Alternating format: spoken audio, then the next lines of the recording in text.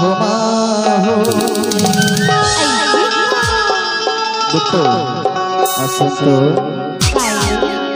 हिमया वही ततई माया वही ततई माया वाली संगवा बुढ़िया घुमाओ डीजे संदीप अरे तेरा कौन मेरा बुला हो जा कौन मेरा गा अरे रुकना कहीं था नहीं अरे तोला कौन मेरे बुला हो जान कौन मेरा बुला बेगा अरे हमारे गाड़ी स्टेशन ना देखे बैठा वो पारा डोल के देखे होगा देखे ना अरे वही मेरा तो है मझलिया की मेरे याद आवे कहीं था आज होगा देखरे से तू तो कहीं था काय के थे गाड़ी स्टेशन मैया में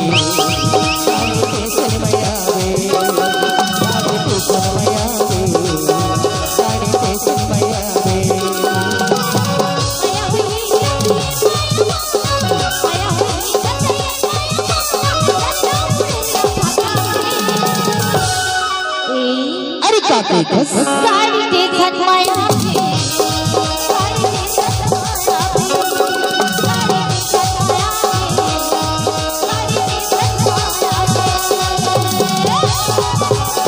डीजे संदीप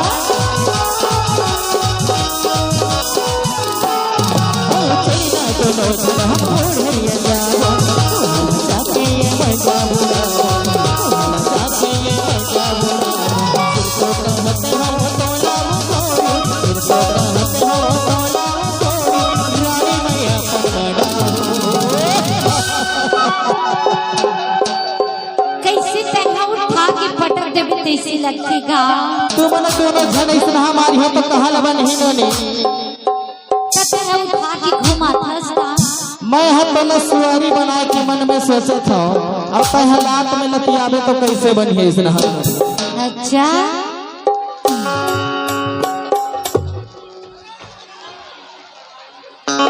कैसे करथस रे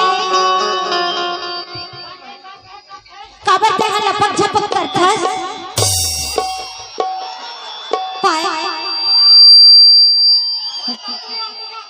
काबर रे तोला तो लाज नहीं लागे 1.5 फुटिया काय तेरा का तो खटक दो वैसे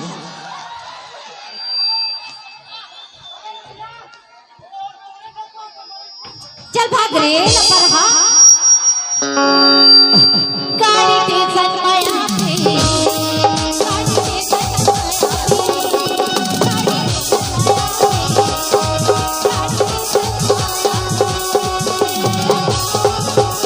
डीजे संदीप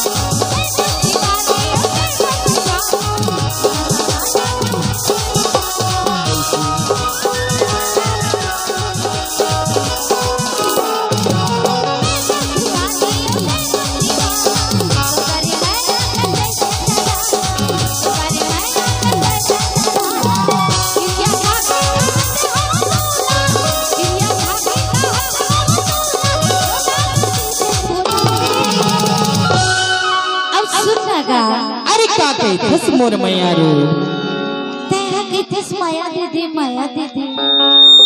सुना अरे का कहथस तोला माया दे ही भर दे देते होगा।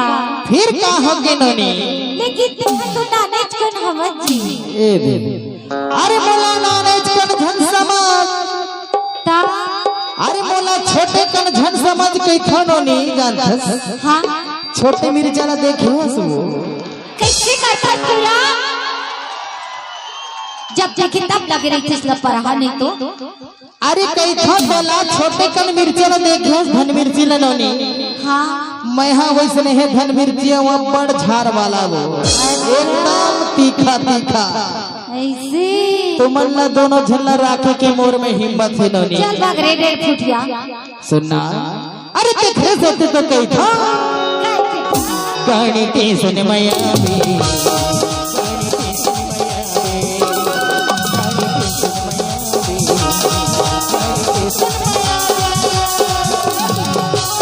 डीजे संदीप सारीवाल पाड़ारिया।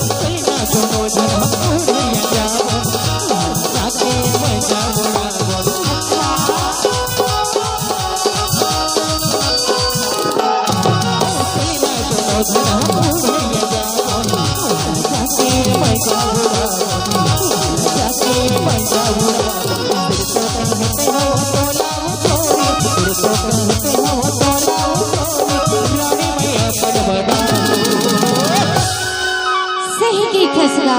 अरे एकदम सही कहथा वो ऐसी अरे तोर मोर मैया है नोनी ऐसे लपटागे ही ना कैसे लगता है अरे जैसे सेमी किनार हाँ ढिकरा में लपटा रही थी।